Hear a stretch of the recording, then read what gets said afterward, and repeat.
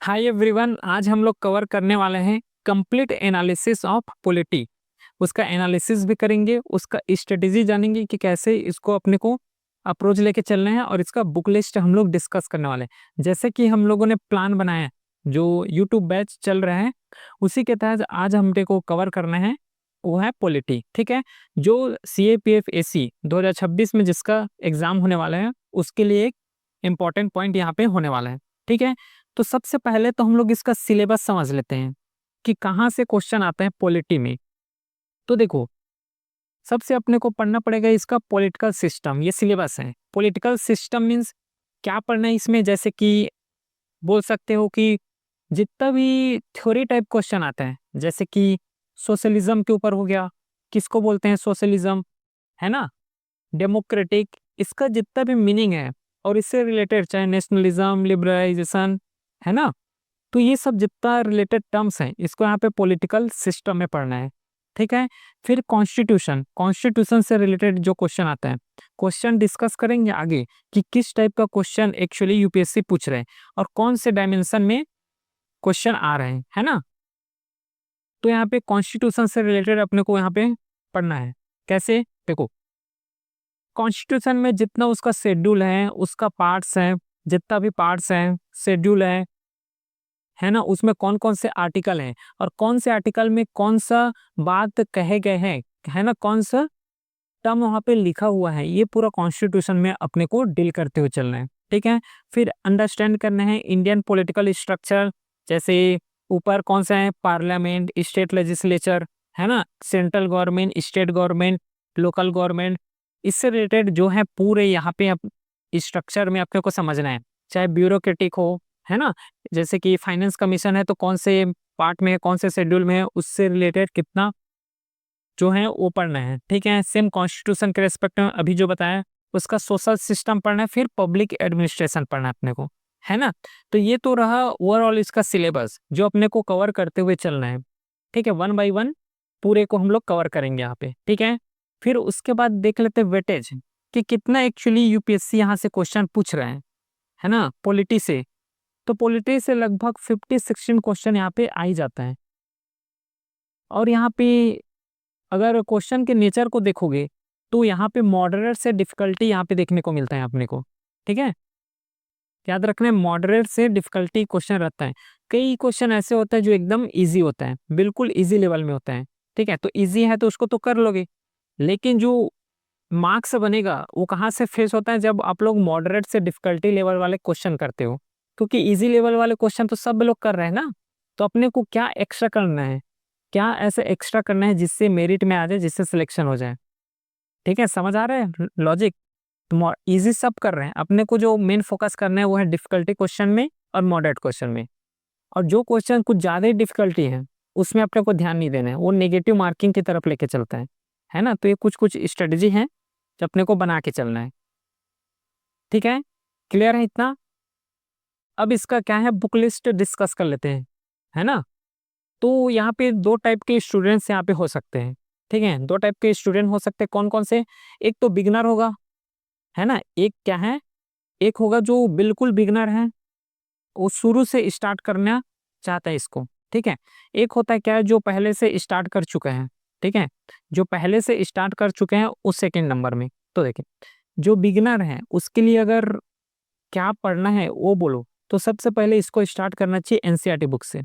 NCERT book क्या है, पूरा स्टैंडर्ड, जो क्या बोलना चाहिए, जो एक कॉन्सेप्ट होता है ना, फंडामेंटल कॉन्सेप्ट, उसको बिल्ड करने में बहुत ज्यादा हेल्प करेगा एनसीईआरटी। और एनसीईआरटी बिगिनर हो तो एडवाइस यही रहेगा कि 6 से पढ़ो। अगर ह्यूमैनिटीज का अगर बैकग्राउंड है तो चाहे 6, 7, 8 को स्किप कर सकते हो, लेकिन अगर साइंस से है, कॉमर्स का बैकग्राउंड है ये सब, तो एडवाइस यही रहेगा कि 6 से स्टार्ट करो और 12 तक पूरा खत्म करो। ठीक है, ये एडवाइस रहेगा बिगिनर के लिए। और अगर जो पहले एग्जाम दे चुके हैं और जो दोबारा प्रिपरेशन करना चाह रहे हैं, तो उसके लिए क्या है कि जो 11th का एनसीईआरटी है ना, 11th का, इसको पढ़ना मस्ट है, इसको एक बार और पढ़ लेना। ठीक है, ये वाला। ठीक है, और एक पढ़ना है पॉलिटिकल थ्योरी। पॉलिटिकल थ्योरी क्यों इसको पढ़ना है, क्योंकि इसमें जो टर्म दिया है ना, चाहे सोशलिज्म का, डेमोक्रेटिक का, जितना भी टर्म है मार्क्सिज्म का, गांधीज्म का, यहाँ पे टर्म बेस्ड क्वेश्चन बहुत आ रहे हैं यूपीएससी में। यूपीएससी में टर्म बेस्ड क्वेश्चन आता है ना। तो ये पूरे यहाँ से डिस्कस हो जाएगा और जितना बेसिक थ्योरी है, बेसिक कॉन्सेप्ट है, वो यहाँ से कवर हो जाएगा। जो पहले पढ़ चुके हैं उसके लिए, और जो बिगिनर है उसके लिए तो यही एडवाइस है, 6 to 12 यहाँ पे कवर करना है। उसमें से जो 11th का एनसीईआरटी है, जो कॉन्स्टिट्यूशन एट वर्क वाले, उसको यहाँ पर करना जरूरी है। वो ज़्यादा इंपॉर्टेंट बुक है ना। हिस्ट्री सॉरी पॉलिटी के रेस्पेक्ट से 11th का जो कॉन्स्टिट्यूशन एट वर्क का जो वो एट वर्क का जो बुक है वो ज़्यादा इंपॉर्टेंट है, तो उसको यहाँ पे कवर करते हुए चलना है। ठीक है, क्लियर है इतना बुक लिस्ट में? कोई डाउट? कोई तो डाउट यहाँ पे नहीं होना चाहिए। तो ये रहा इंडिया कॉन्स्टिट्यूशन एट वर्क, इसको तो मस्ट है, करना है। ठीक है, 6 to 12 अगर कर लोगे तो ज़्यादा बेस्ट रहेगा, और करो। मेरे ख्याल से अगर है बोलोगे तो करना चाहिए, क्योंकि अभी अपने पास 1 साल का टाइम है पूरा, है ना। तो 1 साल का टाइम है, तो इसको कवर करो 6 to 12। अगर रिपीटर हो जो और दोबारा रिपीट करना चाह रहा है, किसी कारणवश सिलेक्शन नहीं हो रहा है, तो उसको भी एडवाइस रहेगा कि एक बार एनसीईआरटी पढ़ लो, क्योंकि जो क्वेश्चन जो एनसीईआरटी से फ्रेम हो रहा है ना, वो बहुत फंडामेंटल वाले क्वेश्चन हो रहे हैं। आगे देखते हैं कैसे क्वेश्चन आता है। और उसके बाद जो ये तो क्लियर हो जाएगा, एनसीईआरटी जो है इसको पढ़ लोगे, वहां से कॉन्सेप्ट जो है क्लियर हो जाएगा। उसके बाद अपने को कवर करना है कौन सा, लक्ष्मीकांत। लक्ष्मीकांत का जो लक्ष्मीकांत का बुक आता है इंडियन पॉलिटिका, इसको कवर करना है। अब देखते हैं कि किस टाइप का क्वेश्चन यूपीएससी जो है पूछ रहा है। तो यहाँ से हम लोग अब क्या है, पुराना साल का पेपर है, इसको एनालिसिस करते चलते हैं। ये जो पेपर है ये 2024 का पेपर है ना, 2024 का ही पेपर है। तो देखो कौन से अप्रोच से कि अपने को पढ़ना है, कि फैक्ट को लेके पढ़ना है कि कॉन्सेप्ट को लेके पढ़ना है। ठीक है, उसको यहाँ पे हम लोग ध्यान देते हैं। देखो जो क्वेश्चन है, the 15th finance commission used fiscal effort as a criteria for horizontal devolution unlike the 14 finance commission. तो यहाँ पे क्या अपने को समझना है, सबसे पहले मीनिंग पता हो कि फिस्कल का मीनिंग क्या होता है, ये अपने को पता होना चाहिए। फिर ये पता हो कि 15 फाइनेंस कमीशन वो है क्या, क्योंकि वही से रेस्पेक्ट से तो बना पाओगे ना इस क्वेश्चन को सॉल्व ही तो करना है अपने को। तो ये मेथड आना चाहिए। ठीक है, तो पहले तो 15 फाइनेंस कमीशन इसके बारे में पता हो, फिर फिस्कल टर्म क्या है ये पता हो। ये सब टर्मिनोलॉजी कहाँ से सीखोगे, एनसीईआरटी से। एनसीईआरटी से इजीली सीख जाओगे। ठीक है, एनसीईआरटी के बाद स्टैंडर्ड बुक तो पढ़ोगे, वहां भी सीखोगे नो डाउट, लेकिन जो कॉन्सेप्ट बिल्डिंग का जो काम करेगा वो करने वाला है यहाँ पे एनसीईआरटी। ठीक है, सेकेंड टॉपिक को देखो, जो सेकेंड नंबर का है इसमें, both the 14 and 15 finance commission used pre 2011 demographic variable as a criteria for horizontal devolution. तो सबसे पहले पता हो कि हॉरिजॉन्टल डिवोल्यूशन यहाँ पे होता क्या है ना। फिर डेमोग्राफिक क्या होता है, और यहाँ पे कंपैरिजन करना है कि 14 और 15 फाइनेंस कमीशन। तो इस सॉल्व जो क्वेश्चन को सॉल्व कर सकते हो, या तो 14 फाइनेंस कमीशन 15 फाइनेंस कमीशन दोनों पता हो, या फिर ये पता हो कि हॉरिजॉन्टल डिवोल्यूशन क्या होता है, यहाँ से अपने को सॉल्व करना है। ठीक है, क्वेश्चन समझ आ रहा है, इस टाइप का क्वेश्चन आता है। तो अपने को इस ऑप्शन दिया है 4 ऑप्शन, इसमें से एक को टिक करते हुए चलना है। ठीक है, नेक्स्ट देखते हैं। नेक्स्ट ऐसे कुछ टाइप हैं क्वेश्चन जो फैक्ट्स के ऊपर बेस्ड होता है, जैसे which of the following does not show improvement in rural area from the national family survey 4 to the national family survey 5। अब इसके लिए क्या है, तो एक चीज अपने को यहाँ पे क्लियर यहाँ पे समझ लो, जैसे कि टिप्स दे रहा हूँ, है ना, थोड़ा याद रखना, इस बेस्ड में क्वेश्चन बहुत आता है। जैसे देखो, अगर हम पढ़ रहे हैं 15 फाइनेंस कमीशन को, तो हो सके तो एटलीस्ट गो थ्रू करना कि 14 फाइनेंस कमीशन को भी पढ़ ले। ठीक है, ये ध्यान देना, कोई भी का पढ़ लो। जैसे कि मान लो G20 कहाँ हुआ है, मान लो अभी 2023 का जो इंडिया में हुआ है, तो इंडिया में तो हुआ है 23 का, तो ये भी अपने को पता होना चाहिए, पढ़ लेना चाहिए कि 24 कहाँ होने वाला है, और इसके 1 साल पहले मीन्स 2022 में कहाँ हुआ था। समझ रहे हो, ये बहुत हेल्प करेगा यहाँ पे, ये तो पता कर लो, है ना। जैसे 2022 जो G20 का समिट हुआ है इंडिया में हुआ है 23 में, तो 24 में कहाँ होने वाला है, और 1 साल पहले 22 में कहाँ हुआ था। तो ये यहाँ पे समझ के चलना है। ठीक है, तो सेम बेस में क्वेश्चन यहाँ पे है जो 97 दिया हुआ है कि नेशनल फैमिली हेल्थ सर्वे का 5 का रिपोर्ट है उसको पढ़ना है, प्लस नेशनल हेल्थ फैमिली सर्वे जो 5 है, 4 और 5 यहाँ पे दोनों को पढ़ना है। अगर अभी 5 चल रहा है तो एटलीस्ट 4 को पढ़ लो, एक पीछे का, ठीक है। तो इस 4 में से एक ऑप्शन यहाँ पे टिक करना है। क्लियर है, इतना समझ आया?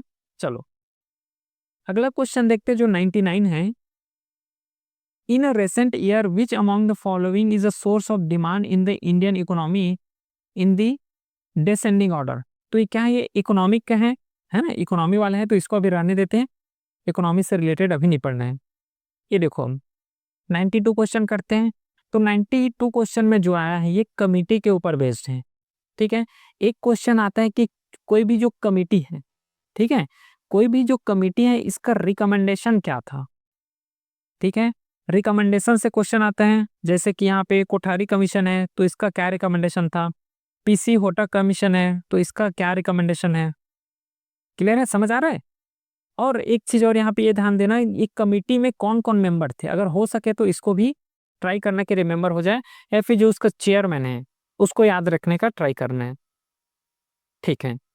इतना समझ आया? चलो एक इंपॉर्टेंट बात और यही से समझ लो, जैसे कि यहाँ पे पूछा गया है कोठारी कमीशन, यहाँ पे तो लिंक करना है नो डाउट, ठीक है। तो ये जो कोठारी कमीशन है इसको ही लेके एग्जाम्पल लेके यही पे बता रहा हूँ। कोठारी कमीशन सबसे पहले ये पता करना कि इसका सन कौन से है, कौन से ईयर में इसको कमीशन किया गया है, ठीक है। समझ आए, ईयर अपने को पता होना चाहिए। इसका चेयरमैन, एटलीस्ट अगर चेयरमैन पता है तब तो सोने में सुहागा वाला सिस्टम यहाँ पे आ जाएगा, ठीक है। चेयरमैन पता है तब भी ठीक है, नहीं पता है तब भी उतना दिक्कत नहीं होने वाला है। अच्छा, ये तो हो गया ईयर और चेयरमैन के बारे में। इसके बाद इन्होंने क्या कमीशन दिया है, सॉरी क्या रिकमेंडेशन दिया है, ये पता हो, ठीक है। इतना तो ईयर हो गया, चेयरमैन हो गया, और इन्होंने क्या रिकमेंडेशन दिया हुआ है इसको एक बार पढ़ना है, क्योंकि जैसे कि यहाँ पे कुछ रिकमेंडेशन के बेस में ही क्वेश्चन आया हुआ है। सजेशन जो है, सजेशन बोलो चाहे रिकमेंडेशन बोलो, इस बेस में क्वेश्चन आया हुआ है, तो इसको अब टिक मार्क करना है। क्लियर है, समझ आया? यहाँ पे हम लोग क्वेश्चन आंसर डिस्कस नहीं कर रहे हैं, कौन से पैटर्न में जो है एग्जामिनर एग्जाम में क्वेश्चन पूछ सकता है उसको हम लोग यहाँ पे डिस्कस कर रहे हैं। यहाँ पे जो मेन मोटिव रहेगा क्वेश्चन को पूरे को डिस्कस करने का, क्या क्वेश्चन फैक्ट्स के बेस में क्वेश्चन आ रहे हैं, क्या डिस्क्रिप्टिव है, क्या क्वेश्चन डिस्क्रिप्टिव नेचर का आ रहे हैं, ये ध्यान दे रहे हैं, है ना। फैक्ट्स और डिस्क्रिप्टिव अलग है यहाँ पे। और अगर इसको कंक्लूजन करूं, अभी तो आगे बढ़ते हैं लेकिन ब्रीफली कंक्लूज करूं, तो ये दोनों का एमलगेमेशन होता है, यहाँ पे दोनों का मिक्सचर होता है। कई बार क्वेश्चन क्या है फैक्ट्स फैक्ट्स देखने को मिल सकते हैं, कई क्वेश्चन ऐसे हैं कि डिस्क्रिप्टिव डिस्क्रिप्टिव बेस्ड में क्वेश्चन मिल सकते हैं। क्लियर है इतना? चलो अब 94 क्वेश्चन देखते हैं, इसको समझते हैं। देखो 94 है कि which of the following statement is are correct, the abolition of the official secret act 1923 was recommended by the second administrative reform commission, ARC जिसे बोलते हैं। और सेकंड है कि the right to information act was enacted 2005। अब यहाँ पे देखो एक चीज पहले ही बोला था, कोई भी कमीशन पढ़ रहे हो या फिर कोई भी एक्ट पढ़ रहे हो तो एक्ट का एटलीस्ट ईयर को तो पता कर लो, कौन से ईयर है, ईयर बेस्ड पढ़ाई करना, ठीक है। अभी जो 2025 में जो एग्जाम हुआ है वहां पे भी कोई ईयर बेस्ड क्वेश्चन आया हुआ है, ठीक है। तो जैसे राइट टू इंफॉर्मेशन एक्ट है तो ये पता हो कि 2005 में इनेक्ट हुआ है कि 2000 में इनेक्ट हुआ है, तभी तो ये इस क्वेश्चन को हैंडल कर पाओगे। और नहीं इस क्वेश्चन का अगला भी जो जितना भी क्वेश्चन आता है कमीशन से रिलेटेड, चाहे कोई एक्ट से रिलेटेड या फिर कोई कॉन्स्टिट्यूशनल अमेंडमेंट एक्ट से रिलेटेड, वहां से ईयर एक इंपॉर्टेंट रोल प्ले करता है एग्जाम में मार्क्स को फेच करने के लिए, ठीक है। चलो ये तो पता हो गया, ठीक है। फिर the abolition of the officer secret 1923 was recommended, ये देखो रिकमेंडेड आ रहा है, मतलब कुछ रिकमेंडेशन यहाँ पे अपने को कवर करते हुए चलना है, फिर यहाँ पे ऑप्शन तक पहुंच पाओगे। क्लियर है, ये चीज समझ आ रहा है कि कौन से पैटर्न में कौन से बेस में क्वेश्चन यहाँ पे पूछ रहे हैं। अगला क्वेश्चन देखते हैं, which of the following statement is are correct. ये स्टेटमेंट बेस्ड क्वेश्चन है, और स्टेटमेंट बेस्ड क्वेश्चन में एक चीज तो ये समझ लो कि जो भी टॉपिक है, मान लो फाइनेंस कमीशन है, फाइनेंस कमीशन है तो फाइनेंस कमीशन के जितना रिलेटेड जो पॉलिटी में पूछ सकते हैं वो पता होना चाहिए स्टेटमेंट बेस में, क्योंकि स्टेटमेंट बेस में कुछ भी पूछ देते हैं, है ना। जैसे यहाँ पे देखो, the Muddiman committee recommended the separation of the accounts from audit as a necessary financial reform.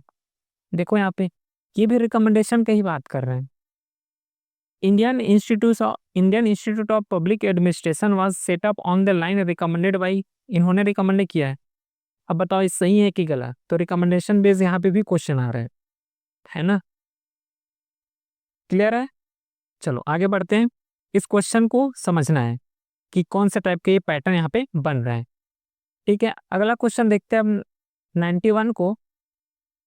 ये जो है some rights contain part 3 of the constitution of India are enforceable against state only. अब ये जो लाइन को देखोगे ना तो इसमें अपने को डीप अंडरस्टैंडिंग चाहिए। ठीक है, डीप अंडरस्टैंडिंग चाहिए तब जाके ये क्वेश्चन बनने वाला है। क्यों? क्योंकि यहाँ पे डायरेक्टली कहीं पे लिखा भी नहीं होता है कि इसके द्वारा इन्फोर्स है, कि इसके द्वारा इन्फोर्स हम लोग नहीं कर सकते। तो इसके लिए खुद से अंडरस्टैंडिंग, बहुत सारे एमसीक्यू सॉल्व करके तब इसको हम लोग सॉल्व कर सकते हैं, है ना। फिर से एक बार पढ़ो क्वेश्चन को कि सम राइट कंटेन इन पार्ट 3। अब देखो पार्ट 3 को यहाँ पे थोड़ा घुमा के दिया हुआ है। पार्ट 3 में क्या आता है? पार्ट 3 में आता है फंडामेंटल राइट। तो ये जो बात कर रहे हैं ये फंडामेंटल राइट के ऊपर बात कर रहे हैं ना। पार्ट 3 तो दिया हुआ है, लेकिन अपने को पता हो कि पार्ट 3 में आता क्या है, तभी तो क्वेश्चन को सॉल्व कर पाओगे। तो ये बोले हैं some right contain in part 3। Part 3 का मतलब यहाँ पे बात कर रहे हैं फंडामेंटल राइट का of the constitution of India are enforceable against the state only, तो ये बताना है। दूसरा है some right contain in part 3, मतलब वही fundamental right of the constitution of India are enforceable in favour of citizens only. ठीक है, तो ये तो पूरा फंडामेंटल राइट को डीपली पढ़ना पड़ेगा तब जाके क्वेश्चन को सॉल्व कर पाओगे। सही बोल रहा हूँ क्या? थर्ड जो है यहाँ पे लिखा हुआ है some right contain in part 3 of the constitution of India are enforceable है against both the state and individual. ये कहाँ से समझ आएगा? जब फंडामेंटल राइट को कंटेंट होगा और उसको पढ़े रहोगे तब कहीं जाके क्वेश्चन बनने वाला है। ठीक है, ये नहीं बोल रहा हूँ कि बहुत ज़्यादा टफ है। मैं यहाँ पे टफ, इजी, मॉडरेट ये बताने नहीं आया हूँ। सिंपल यहाँ पे ये बताना है मेरे को कि कौन से लॉजिक से, किस टाइप के पैटर्न में और कैसा क्वेश्चन यूपीएससी फ्रेम कर सकता है ना। तो एक एक लाइन को पढ़ते हुए यहाँ पे समझते चलना है, फिर एग्जाम क्या है इजी हो जाता है क्रैक करने के लिए। ठीक है, देखो इस टाइप का क्वेश्चन भी आता है। डायरेक्ट फैक्ट्स में क्वेश्चन, अगर अपने को आर्टिकल पता है 309 क्या होता है, 311 क्या होता है, 315 क्या होता है, 320 क्या होता है, तो इजीली इसको क्वेश्चन को 1 सेकेंड लगेगा टिक करने में, आगे बढ़ जाओगे अगर पता है तो। जैसे कि in which one among the following article of the constitution of India a member of civil service. Civil service किस में आता है? 315 में। सिविल सर्विस व्हाटएवर यूनियन और state seeks protection from unlawful dismissal from service. तो कौन से article में यहाँ पे बोला गया है ये अपने को टिक मार्क करना है। तो डायरेक्ट फैक्ट्स बेस्ड क्वेश्चन भी यहाँ पे पूछ लेते हैं। ठीक है, नेक्स्ट देखते हैं। नेक्स्ट है कि अमेंडमेंट बिल के ऊपर क्वेश्चन आ रहा है। अभी 2000 जो अभी रिसेंटली जो 25 का एग्जाम हुआ है इसमें भी बिल के ऊपर क्वेश्चन देखने को मिला है ना। तो अभी जो जितना भी करंट में जो बिल पास हो रहा है लोकसभा से, राज्यसभा से, उसको कंसिडर करते हुए चलना। 82 का जो क्वेश्चन है, who among the following president of India send back to the post office amendment bill 1986 for the recommendation of the parliament. तो ये तो पता हो तभी बना पाओगे। ये थोड़ा टफ क्वेश्चन आया था, है ना, क्योंकि 1986 का जो बिल है ना, और उसमें से कौन से प्रेसिडेंट ने इसको क्या किया है, दोबारा सेंड बैक कर दिया है। तो इसके लिए थोड़ा, है ना, वहां तक जा पाना थोड़ा टफ हो जाता है। तो इस क्वेश्चन को टफ बोल सकते हो। ऐसे टाइप का क्वेश्चन भी पूछ लेते हैं। नेक्स्ट देखते हैं 97 को। यहाँ पे जजमेंट बेस्ड क्वेश्चन भी आ रहा है। सबसे पहले which among the following deal with habeas corpus. अगर हबियस कॉर्पस पता है, जो रिट्स हैं, है ना, जो रिट्स है उसमें से एक रिट्स क्या है, हबियस कॉर्पस है। तो हबियस कॉर्पस पहले तो पता होना चाहिए, अगर नहीं पता है तब भी इस क्वेश्चन को बना लोगे। कैसे बनाओगे? एक चीज कि यहाँ पे इसका जो जजमेंट है, कौन से जजमेंट में इसको डील कर रहा है, कौन से जजमेंट में इसमें फोकस में लाए, ये पता हो तब इसको बना पाओगे, है ना। कि state of UP V S जो राज नारायण है उफ अदर्स है एडिशनल डिस्ट्रिक्ट मजिस्ट्रेट जबलपुर की, ये 1917, तो ये तो पता हो तब बना पाओगे इसको। क्लियर है? यहाँ पे क्वेश्चन का जो नेचर है वो समझ आ रहा है कि कौन से क्वेश्चन में यहाँ पे फ्रेम करके पूछ रहे हैं एग्जामिनर। अगला देखो 101 को, which of the following is are not correct. Not को यहाँ पे ध्यान दे लेना है ना। बहुत लोग क्या है जल्दीबाजी में प्रेशर के चक्कर में नॉट को ही इग्नोर कर देते हैं, देख ही नहीं पाते हैं, और जो सही है उसको भी गलत कर देते हैं, तो ये थोड़ा ध्यान देना है। Which of the following is are not correct about the mother, है ना, मदर एब्सोल्यूट अफेक्शन प्रोग्राम। ये करंट अफेयर्स बेस्ड क्वेश्चन था, ठीक है, करंट अफेयर्स बेस्ड क्वेश्चन था। तो कोई भी करंट अफेयर्स आया है तो उसे हवा में नहीं लेना है ना। वन लाइनर, देखो वन लाइनर तो करना है, लेकिन कुछ कुछ टॉपिक ऐसा होता है जिसको थोड़ा डीप में पढ़ना होता है। जैसे इस क्वेश्चन को देखो, allow all pregnant women to absolutely free and no expense delivery in public health institution. Second है कि provide assured comprehensive and quality attendant care, promote undiluted focus on breastfeeding, provide medical and nutritional care to the severely acute malnourished children। अब देखो यहाँ पे इसका जो programme है mother absolute affection programme, इसका जो उद्देश्य क्या है, इसका एम क्या है, इसका टारगेट क्या है, उसके ऊपर क्वेश्चन पूछा गया है। ठीक है, तो वन लाइनर का मतलब ये नहीं है कि जस्ट एक लाइन में पढ़ रहे हैं कि ये देश का कैपिटल कौन है, ये है, आगे बढ़े, ऐसा नहीं। उसके रिलेटेड जितना भी न्यूज है उसको एक बार गो थ्रू करते हुए चलना है। ठीक है, न्यूज़पेपर पढ़ोगे ठीक है, लेकिन जो करंट अफेयर्स पढ़ोगे उसमें वन लाइनर है तो वन लाइनर तो ठीक है, उसको करना ही करना है, लेकिन उससे रिलेटेड जो कुछ टॉपिक हो जाए, कुछ टर्म मिल जाए, उसको कवर करते हुए चलना है। स्पेशली ईयर, ईयर पता हो तब भी बढ़िया बात है। ईयर हो गया, उसका एम क्या है, अगर लोकेशन कोई लोकेशन बेस्ड है तो लोकेशन को पढ़ लो। ठीक है, चलो अगला देखते हैं। Who among the following statement regarding to the power of the high court under the 266, है ना, 226 of the constitution of India is not correct. ठीक है, जो गलत है उसको बताना है। अब ये जो चारों ऑप्शन दिया हुआ है ना, चारों ऑप्शन तभी कर पाओगे जब पूरे जो हाई कोर्ट का है, हाई कोर्ट के पूरा स्टेटमेंट पढ़ोगे। स्टेटमेंट मतलब उससे रिलेटेड जितना भी टॉपिक है उसको पढ़ोगे, तब इस क्वेश्चन को सॉल्व कर पाओगे। ये एक नया बेस्ड क्वेश्चन है ना। तो देखो, it can issue writ of the habeas corpus mandamus quo warranto certiorari and prohibition. Writ can be issue to enforce any right confer by part 3 and for any other purpose. This power can derogate the power confer on the Supreme Court under Article 332(2). Right can be issued to any authority under its jurisdiction। देखो, अब इस question को कैसे कर पाओगे जब पता हो हाई कोर्ट के बारे में, उसका आर्टिकल पता हो, है ना, उसका फंक्शन पावर क्या क्या होता है, ये सब पता हो, तभी तो इस क्वेश्चन को कर पाओगी। ठीक है, समझ आ रहा है, क्लियर है? ओके, तो इस तरीका से इस क्वेश्चन को हैंडल करना है।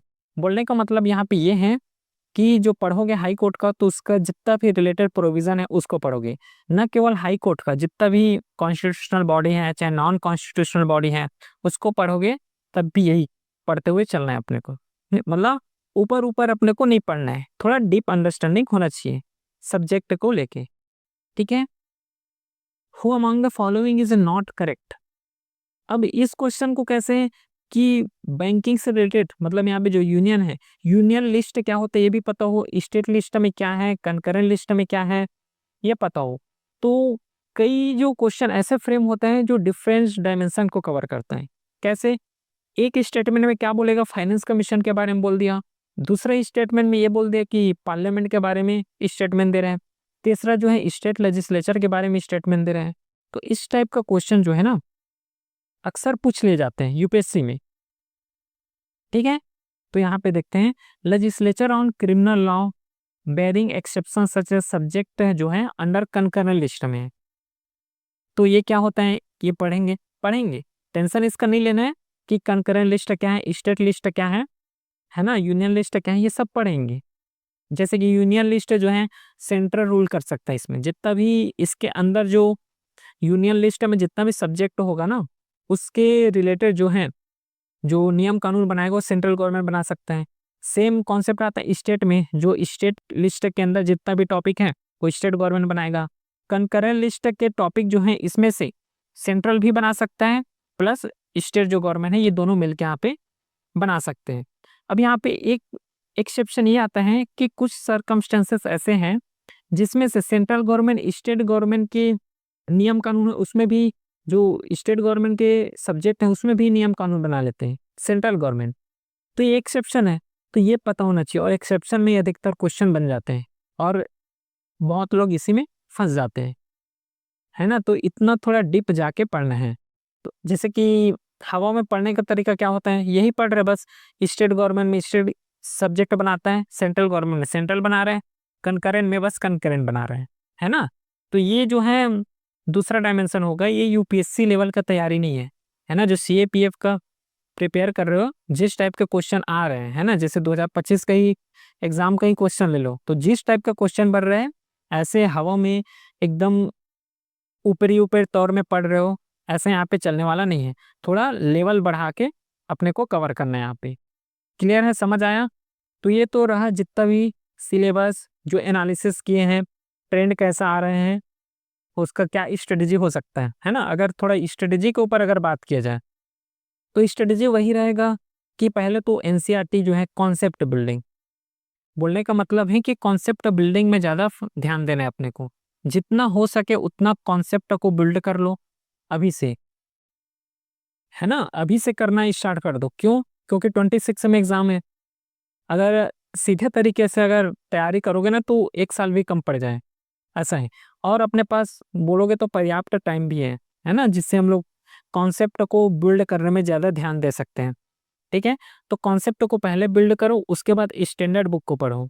एक एडवाइस और रहेगा, कोई भी चैप्टर पढ़ रहे हो, है ना, कोई भी चैप्टर पढ़ रहे हो, जैसे प्रियम्बल का हो गया, प्रियम्बल तो पढ़ लिए, इसके बाद डायरेक्टली इसका एक टेस्ट दो, जो रेट होगा डायरेक्टली पूरा प्रियम्बल के ऊपर।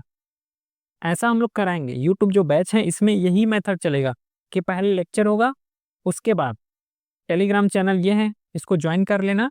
इसमें डायरेक्टली जो है मॉक टेस्ट वहाँ पे डल जाएगा, वहाँ मॉक टेस्ट देना, फिर स्कोर भी बताना है अपना, किसमें, व्हाट्सएप में। ठीक है, समझ आया। तो ये रहा पूरा ऑल अबाउट पॉलिटी का, जो पॉलिटी सेक्शन से कौन से टाइप का क्वेश्चन बनता है, कैसे अपने को प्रिपेयर करना है, तो उसका पूरा बुक लिस्ट डिस्कस किए। चलिए मिलते हैं नेक्स्ट वीडियो में, तब तक के लिए थैंक यू।